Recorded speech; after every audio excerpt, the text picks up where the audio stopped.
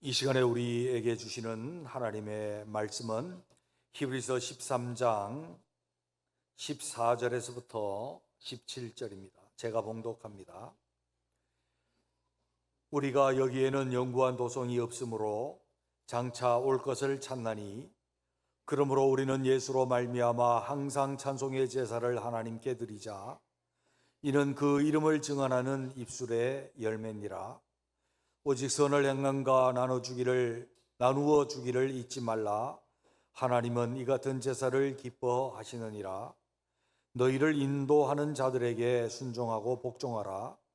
그들은 너희 영혼을 위하여 경성하기를 자신들이 청산할 자인 것 같이 하느니라. 그들로 하여금 즐거움으로 이것을 하게 하고 근심으로 하게 하지 말라. 그렇지 않으면 너희에게 유익이 없느니라. 아멘. 옆에 있는 분들과 인사를 한번 하시죠. 안녕하셨습니까? 오늘 인사는 좀 밋밋한 것 같아요. 그런데 세상을 바라보면 그냥 안녕하다는 게 참 위대한 은혜인 것 같아요. 특파원 보고 그런 거 제가 봤더니요. 요즘에 베네수엘라가 난리도 아닌 것 같더라고요.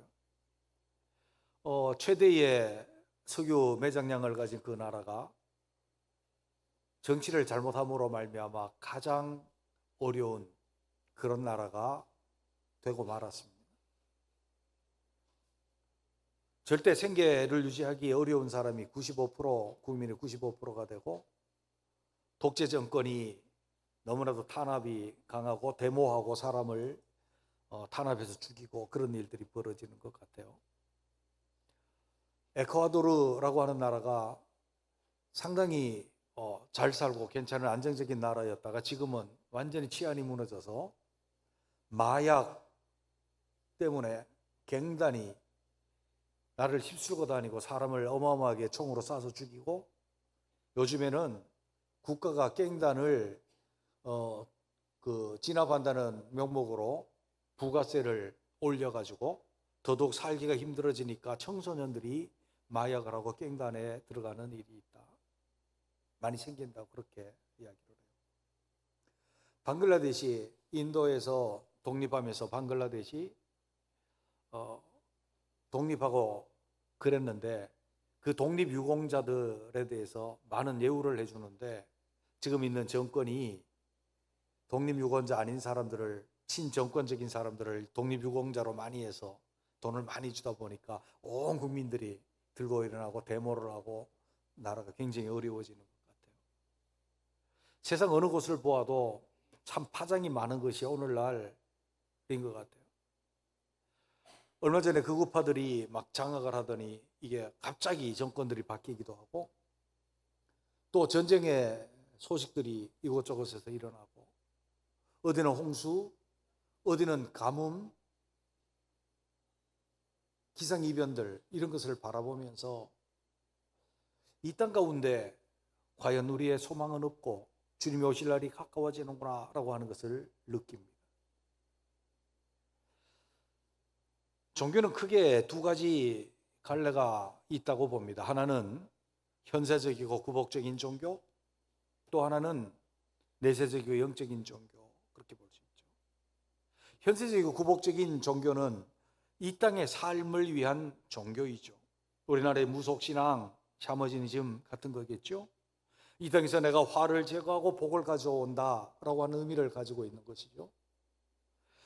뿐만 아니라 대표적인 것이 일본의 남묘혈연개교, 불교의 한 종파라고 이야기하지만 전혀 다른 성격을 가지고 있는 남묘혈연개교를 여러 번 외우면 1000번을 하면 어떤 기도가 응답되고 5000번을 하면 뭐가 응답되고 그런 식으로 이 세상에 문제가 해결되고 복받기를 원하는 그런 이 현세적이고 구복적인 그런 종교가 있죠. 반면에 내세를 지향하는 종교도 있습니다. 이슬람교 같은 경우에 이 땅에서 순교하면 내세에서 7 천사 같은 여인들을 아내로 맞이해서 살 것이다. 내세를 추구하죠. 북방불교 같은 경우 또 내세를, 윤회 속에서 내세를 많이 추구하고 있습니다. 기독교는 어떤 종교일까요? 원래는 영적이고 내세적인 종교임에 틀림이 없습니다. 예수님의 제자들 그리고 초대교회는 고난 속에서도 영원한 하나님의 나라를 바라보면서 그들 모든 고난을 감내해왔던, 그리고 내세적인 영적인 것이 분명하면서 이 땅 가운데서 고난과 어려움, 삶에 있어서의 문제들을 하나님과 교제하면서 하나님이 이 땅 가운데 역사하심을 믿으면서 그 역사하심으로 말미암아 능히 승리하고 영원한 세계를 바라보았던 것이 진짜 기독교적인 그런 모습이었습니다. 우리는 오늘날 한국 땅에서 어떤 일이 벌어지고 있습니까?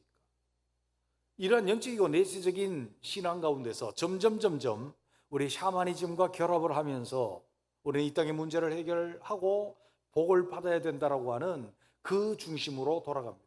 이 땅에서 우리는 문제 해결을 받고 복을 받을 수 있습니다. 그러나 그것은 하나님께서 하나님과 교류하고 하나님의 나라 백성으로 살아가는 우리에게 주신 부가적인 은혜, 부가적인 축복이지 우리가 그것을 목적으로 하고 있는 것이 아니고 그것이 중심이 되어 있는 것이 아닙니다.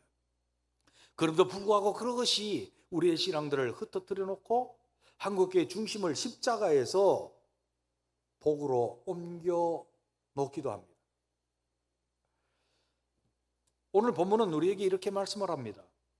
우리가 여기에 14절, 우리가 여기에 영구한 도성이 없으므로 장차 올 것을 참나니. 아멘. 이 세상에 우리가 어느 곳에서 영원한 안식처, 영원한 도성을 찾을 수 있습니까? 이 세상에서는 없는 줄 우리가 알고 있습니다. 그렇기 때문에 우리는 장차 올 도성을 찾고 있습니다. 영원한 하나님의 나라, 완성되어질 주님의 나라, 그것을 찾으면서 이 땅에서 하나님의 나라 백성됨을 찾고 살아갑니다. 장차 올 도성, 그것을 찾고 그것을 기대하고 그것을 원하며 살아가는 신앙의 모습은 어떤 것일까요? 우리는 이 땅에서 하나님 나라를 추구하기 때문에 주의 말씀에 다스림을 입어야 된다라고 하는 원론에 너무나도 강합니다. 그러나 실제에 있어서 우리는 어떤 삶의 모습으로 나타나야 할까요? 히브리서 기자는 그 히브리서의 오래된 잘못된 신앙들, 천사 숭배들, 때로는 율법에 빠지는 것들, 이런 모든 것을 배격하고 예수 그리스도의 그 제사장된 그 모습을 우리에게 나타내시고 그것으로 말미암아 우리가 하나님의 은혜의 보좌 앞에 나가고 우리가 영원한 도성에 들어가게 된다. 그렇기 때문에 영원한 도성을 바라보고 장차 올 것을 찾는 사람들은 이렇게 살아야 된다라고 히브리서 마지막에 결론적인 면을 우리에게 설명을 해주고 계시는 것이 오늘 본문이에요. 우리는 예수 그리스도로 말미암아 이미 구원을 얻었고 이 땅에 영원한 도성이 없고 우리에게 주실 그 본향을 찾으며 그 본향을 추구하며 살아가는 우리들, 어떤 삶의 모습으로 나타나야 할까요? 우리가 저 천국을 향해서 가는 그 삶이 진짜로 힘이 있고 즐겁고 소망에 차고 그것을 기다리고 바라는 영원한 도성을 찾고 있는 우리들의 모습인가요?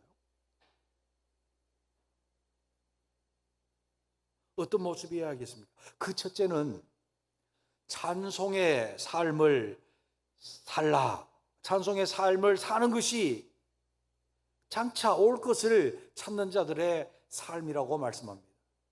15절에 있는 말씀을 보면 우리가 예수로 말미암아 항상 찬송의 제사를 드리자. 아멘. 여러분, 항상 찬송의 제사를 드리자.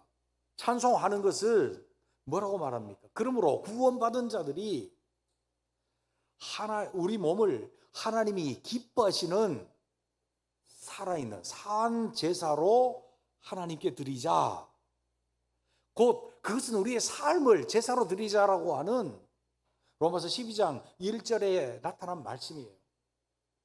우리의 삶이 하나님 기뻐하시는 제사와 같이 드려져야 하는데 그 삶을 뭐라고 말씀을 하는가 하면 오늘 본문에는 우리가 예수로 말미암아 항상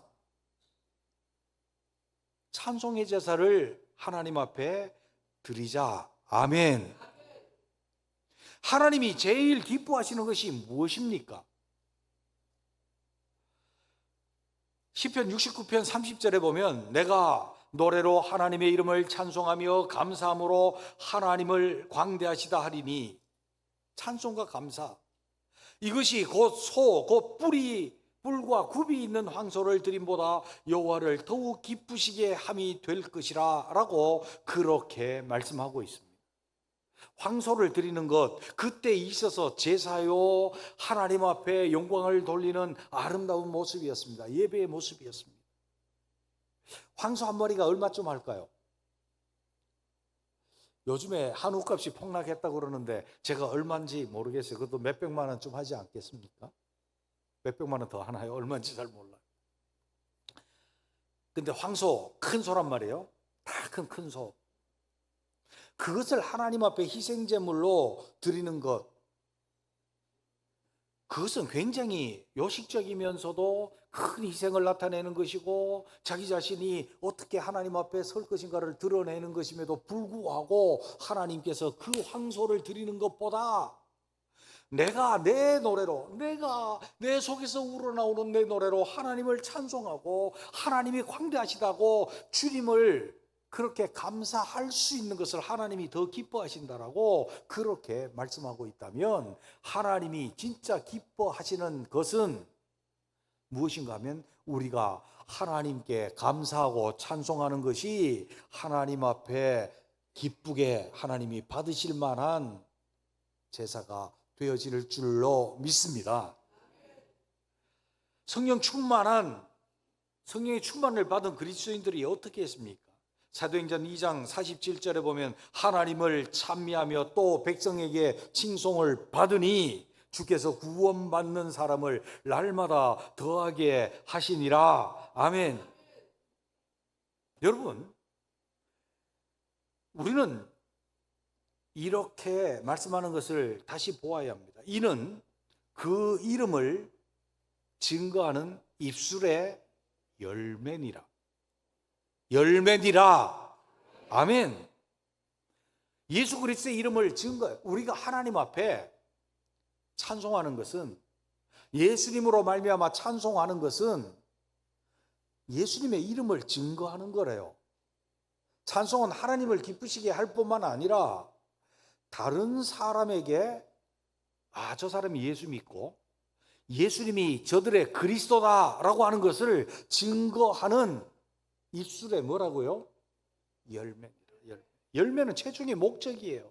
그것이 열매가 잘 맺어지는, 우리의 신앙에 열매가 잘 맺어지고 예수 그리스도를 믿는 믿음이 잘 맺어지고 예수 그리스도와의 관계가 잘 맺어지는 열매가 뭐냐 하면 찬송이라는 것입니다. 찬송. 여러분은 항상 찬송하십니까? 때로는 한숨 쉬고 한탄하고 고통 가운데 부르짖지는 않습니까? 근데 항상 찬송하라니요.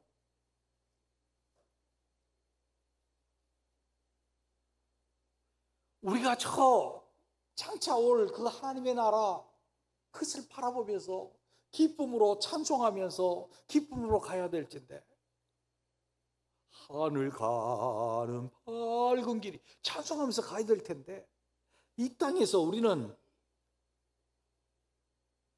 한숨 쉬고 탄식하고 고통스러워. 안 그런 것처럼 나는 그런 적 없어요. 아니, 그렇게 하지 말고요. 우리 생각해봐요. 우리 한숨 쉴 때 있어요, 없어요? 있어요. 탄식할 때 있어요, 없어요? 있어요. 다윗도 다윗의 시편을 보세요. 고통과 탄식 속에서 시작합니다. 하나님이여 어찌하여 나를 잊으셨나이까? 사람들이 내 하나님이 어디 있느냐, 내 하나님이 어디 있느냐 하므로 내 눈물이 침상을 띄우나이다. 원수들이 내 살을 먹으려고 올무를 놓았습니다. 탄식하는 거예요. 그 상황을 보면서. 그러면서 그가 뭐를 합니까? 내 구원의 하나님을 내가 바라보니 내 소망이 주님께 있습니다. 주님은 나의 힘이 되신 하나님이십니다. 주님을 바라보는 거예요. 그리고 나서 주님을 믿고 신뢰함으로 내가 여전히 하나님의 도우심으로 말미암아 주를 찬송하리이다. 할렐루야. 찬송하고 있는 거예요. 찬송하고. 우리는요, 이 세상 가운데서 눈물과 한숨과 탄식이 있어요. 그러면서 저 영원한 하나님 나라를 향해서 걸어가고 있거든요. 그런데 우리가 이 상황을 바라보고 사람을 보고 세상을 보면 탄식할 수밖에 없어요. 나 자신을 보면 좌절할 수밖에 없어요. 그러나 예수님으로 말미암으면 항상 찬송할 수 있는 줄로 믿습니다. 왜요? 나 구원의 주님, 나를 만세전부터 택정하시고 하나님의 자녀가 되게 하시고 영원한 하늘에 속한 복을 내게 주시는 그 주님, 그 주님의 그 십자가의 그 사랑, 그 은혜, 그 용서, 그 영원한 복을 내가 바라보면 찬송할 수 있죠. 에베소서 3장 1절에서부터 6절에 있는 말씀 보면 찬송하리로다 하나님 곧 우리 주 예수 그리스도의 아버지께서 그리스도 안에서 하늘에 속한 모든 신령한 복을 우리에게 주시되 곧 창세전에 그리스도 안에서 우리를 택하사 우리로 사랑 안에서 그 앞에 거룩하고 흠이 없게 하시려고 그의 기쁘신 뜻대로 우리를 예정하사 그리스도 예수로 말미암아 자기의 아들들이 되게 하셨으니 이는 그의 사랑하시는 자 안에서 우리에게 거저 주시는 바 그의 은혜의 영광을 찬송하게 하려 하심이라. 아멘. 예수 그리스도로 말미암아 하나님의 아들이 되게 하셨어요. 그것을 바라보면 우리가 거저 주시는 바 그의 은혜의 영광을 찬송할 수밖에 없는 거예요. 할렐루야. 예수님을 바라보면 십자가에서 날 사랑하신 예수님, 나를 존귀 여기사 나를 위해서 죽으시며 내게 구원의 은혜를 베푸신 그 주님 바라보면 그 주님이 내 중심에 있고 그 주님이 내 눈에 보이면 나는 이 세상 살아가는 한숨, 탄식, 눈물 다 이기고 예수로 말미암아 항상 주를 찬송하며 우리의 완성되어진 입술의 열매를 나타내게 될 줄로 믿습니다. 이것으로 예수 그리스도를 증거하는 삶이 되어질 줄로 믿습니다. 여러분, 우리 삶에 찬송이 넘치도록 늘 주님을 바라볼 수 있는 우리가 되시기를 주님의 이름으로 축원합니다.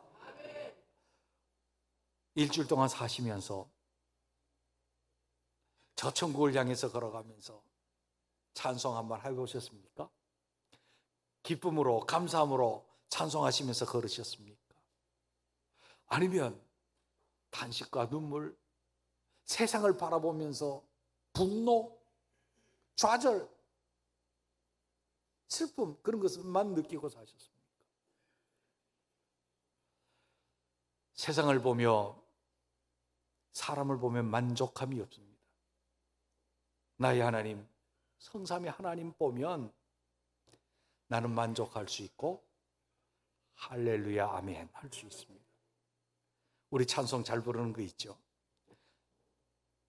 조시는 분들도 있는데 정신 바짝 차리고 우리 찬송 한 번만 해볼까요? 사람을 보며 세상을 볼 때. 시작. 사람을 보며 세상을 볼 때 만족함이 없었네. 나의 하나님 그분을 볼 때 나는 만족하였네. 동남풍아 불어라 서북풍아 불어라 가시밭에 백합화 예수 향기 날리니 할렐루야 아멘. 가시밭에 백합화 예수 향기 날리니 할렐루야 아멘. 아멘. 아니 부흥회 가가지고 내가요 같이 하자 소리도 안 하고요 사람을 보며 세상 다 막 박수 치면서 하고 반주자도 뛰어나서 반주하고 그러던데 반응이 없었지. 하자 그래도. 사람 보고 세상을 보면 만족감이 있습니까?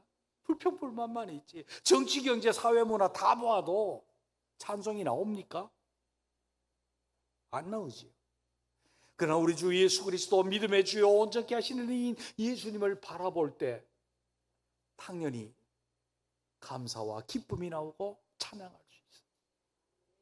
장차올 그 하나님의 나라를 향해서 한 걸음 한 걸음 걸어가면서 찬송할 수 있는 우리가 되시기를 주님의 이름으로 축원합니다.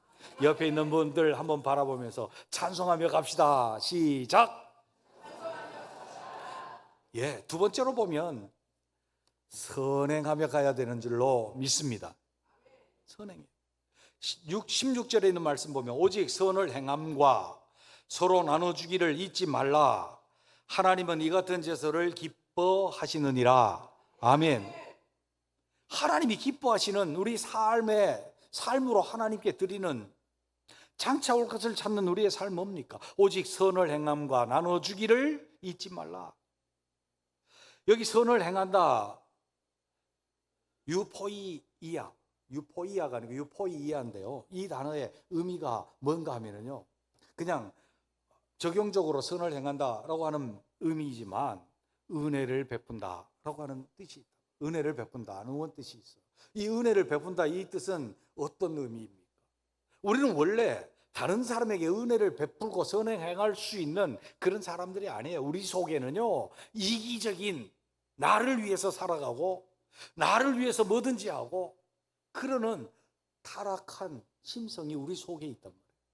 그래서 다른 사람에게 은혜 베푸는 것은 쉽지 않아요. 그런데 우리는 우리 속에 하나님이 주신 일반적인 도덕적인 의가 있기 때문에 우리는 은혜를 베풀어. 그런데 그 은혜를 베푸는 거로는요, 여전히 자기를 위한 거예요. 내 만족을 위해서. 내 삶이 완성된 것처럼 만족감을 느끼고 아니면 다른 사람이 나에게 박수를 쳐주기 위해서 우리는 선행을 해요. 그런데 오늘 본문 말씀은 어떤 말씀인가 하면 우리가 은혜를 베풀다라고 하는 것은 이런 거예요. 하나님이 내게 주신 은혜 때문에 그 은혜에 충만해서 그 은혜의 영향력 속에서 다른 사람에게 은혜를 베푸는 거예요. 그 은혜는 하나님이 우리에게 거저 주신 은혜이기 때문에 우리는 다른 사람에게 거저 베풀 수 있는 은혜가 선을 행하는 것인 줄로 믿습니다.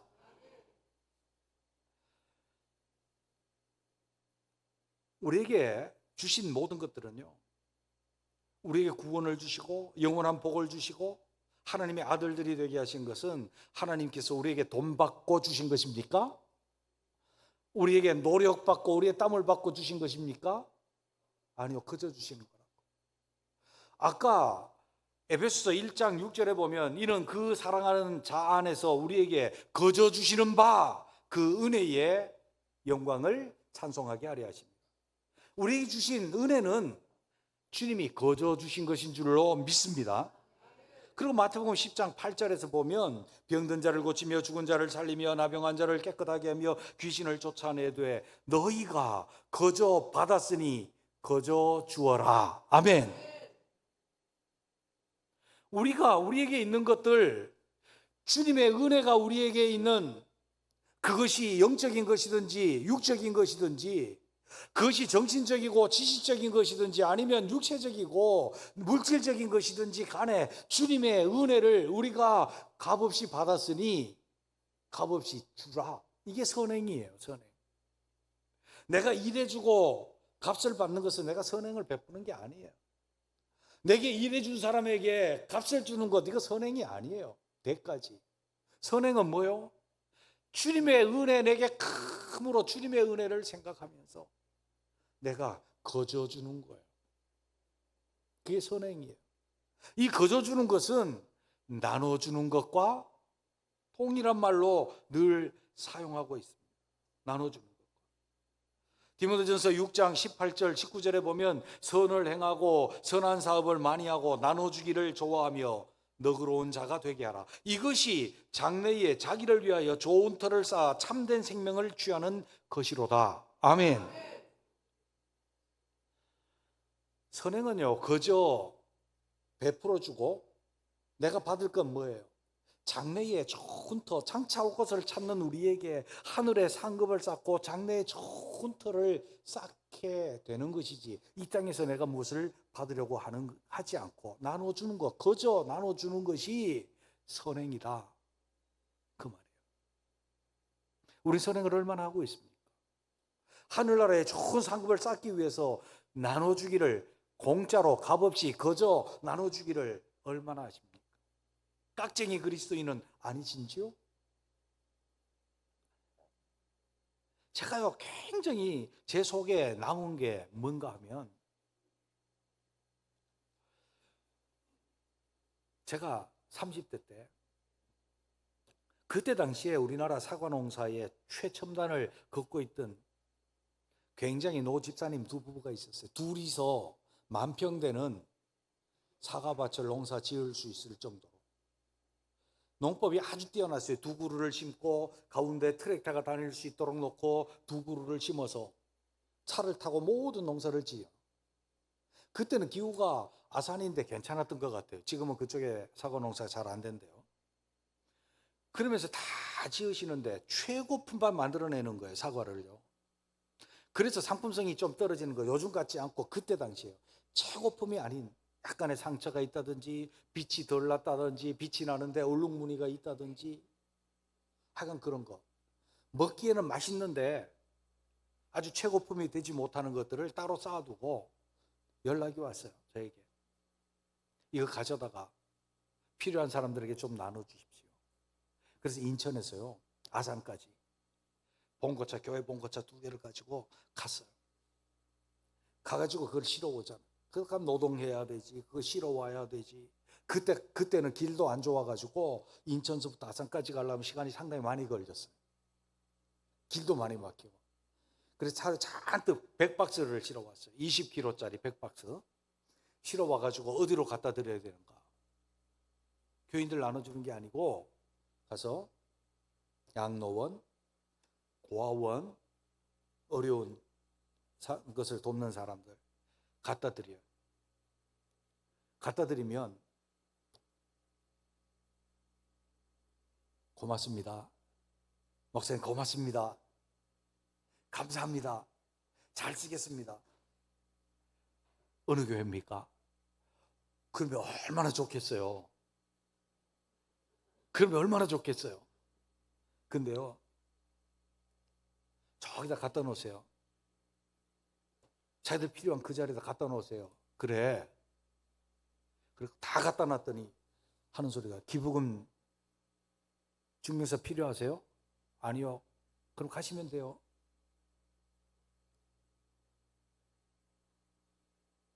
그래서 오는데요. 가시면 돼요. 그래서 오는데 뭔가 허전하고 기분 나쁘고 다시는 안 갖다 주고 싶고 그런 거예요. 그래서 가만 돌아와서 참 마음이 안 좋더라고. 그래도 고맙다 소리 한마디도 못하냐? 그런데 제 속에 그런 마음이 생겨요. 너희가 거저 받았으니 거저 주어라.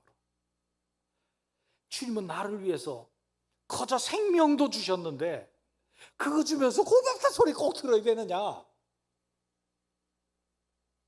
옆에 있는 분하고 한번 이야기해봐요. 꼭 고맙다는 소리 들어야 되냐? 시작. 안 들으면 어떠냐? 안 들으면. 선행이라고 하는 것은 거저 받았으니 거저 주는 것입니다. 거저 주면 하늘에 영원한 내 좋은 터를 쌓는데 주님이 주시는데, 할렐루야. 그러면 우리 발걸음이 얼마나 기쁘고 좋겠어요. 그런 발걸음으로 장래에 올 것을 찾는 우리가 되시기를 주의 이름으로 축원합니다. 마지막으로 보면 순종의 삶을 살아야 될 줄로 믿습니다. 너무나도 당연하지. 하나님 나라 백성이라면 하나님의 통치를 받고 하나님의 통치를 받는 것은 하나님의 말씀으로 통치를 받는 것이다. 너무나도 우리는 잘 알아요. 그래서 하나님의 말씀에 순종하며 삽시다. 그러면 다 아멘 그런단 말이에요. 근데 오늘 본문 말씀해 보니까 뭐라고 말씀해요? 너희를 인도하는 자들에게 순종하고 복종하라. 아멘. 이건 아멘 안 하려고 그러네. 성경이 왜 그렇게 말씀하셨을지 알아요? 너희가 하나님께 순종하고 복종하라. 그러면 너희가 내 보배로운 소유가 될 것이요 거룩한 백성이요 제사장 나라가 될 것이라. 아멘. 그렇게 하겠습니다. 그렇게 하겠습니다. 그래 놓고 금송아지 만들어. 실제적인 삶에 있어서 순종과 복종이 일어나지 않는 거예요. 하나님 말씀에 순종합시다. 수상적인 데는 아멘입니다. 관념적인 데는 아멘입니다. 생각 속에서는 아멘입니다. 근데 삶 속에서 안 일어나는 거예요. 그래서 주님께서 뭐라고 말씀하는 거면 너희를 인도하는 자들에게 순종하고 복종하라. 여기 인도하는 자들은 무엇입니까? 헤게오마이.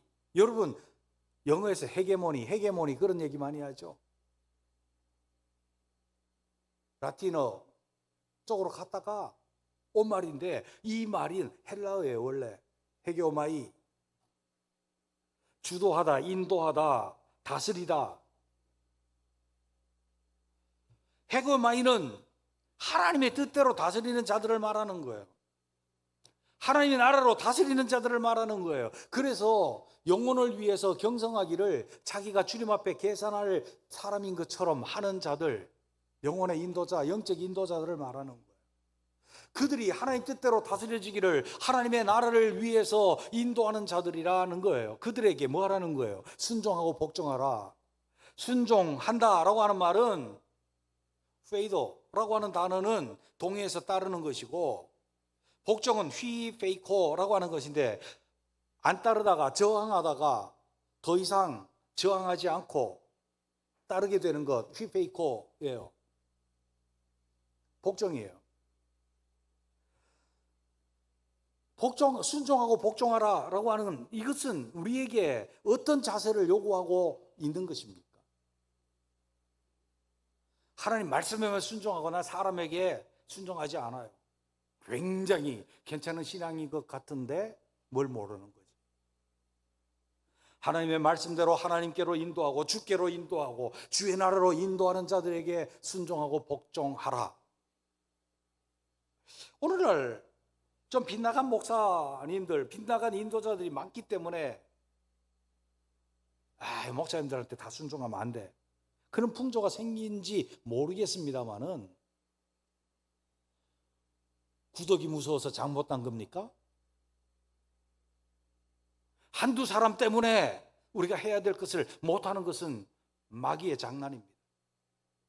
제가 제 권위를 세우기 위해서 말하는 것 아닙니다. 우리의 신앙생활, 저 영원한 천국을 가기 위해서 하는 소리입니다. 목사에게 순종하는 게 당연한가요? 순종하지 말아야 되는가요? 쉽게 생각해 보자고 말이에요. 근데 우리 마음속에 이런 생각이 든다니까. 왜 목사에게 순종해? 하나님 말씀에 순종하면 되지. 뭐 때문에 그래요? 내 속에 있는 교만 때문에. 주님이 우리에게 오셔서 공생애를 시작할 때 회개하라. 하나님 나라가 가까이 왔느냐. 회개는 돌이킨다는 겁니다. 우리의 마음을 새롭게 해서 돌이킨다는 겁니다. 어디로? 하나님 나라로 돌이키는 거예요. 하나님 나라, 하나님의 통치 속으로 우리가 들어가야 되는데, 그래 들어가기 위해서 우리에게 필요한 반응과 우리의 태도는 무엇이었습니까? 겸손이었습니다. 겸손이었습니다.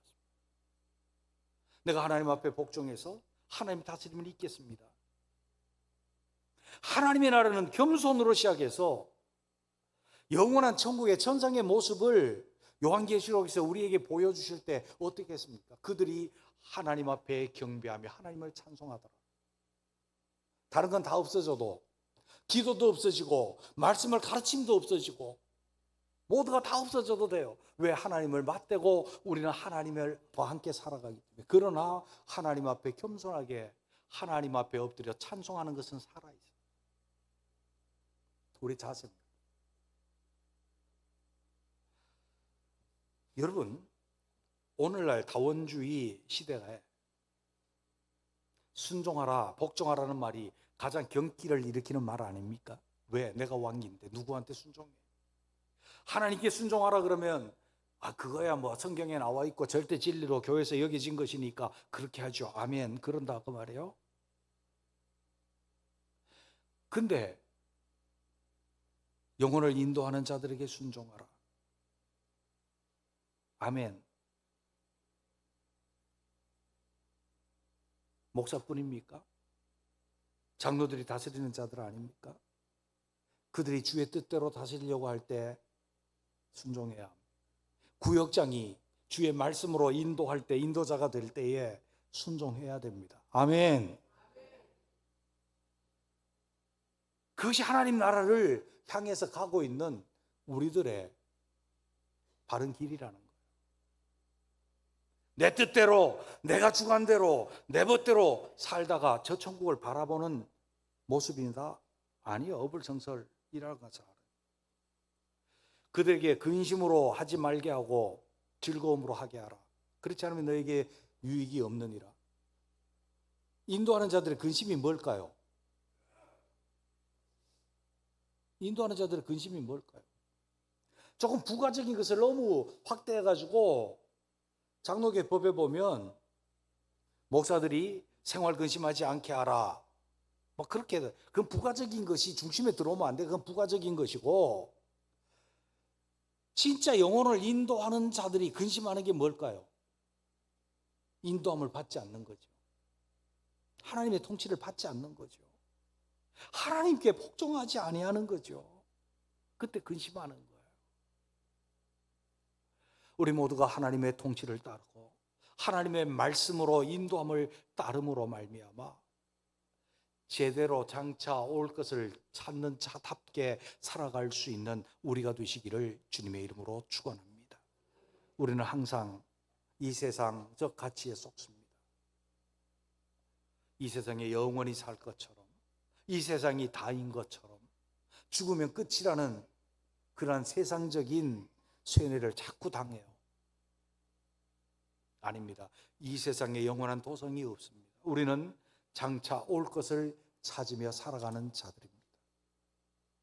우리의 신앙은 내세적이고 영적인 신앙의 사람들. 어찌했든 우리 속에 우리의 신앙 예수 그리스도로 말미암아 찬송할 수 있는 우리가 되시기를 주님의 이름으로 축원합니다. 선함과 나눠 주기를 잊지 아니하고, 이것이 예수 그리스도 안에서 하나님이 기뻐하시는 그런 제사가 되기를 바랍니다. 그리고 우리 자신들이 주님 앞에 순종할 수 있는 삶을 삶으로 천국 가는 길 흔들리지 아니하고 다른 데 눈 돌리지 아니하고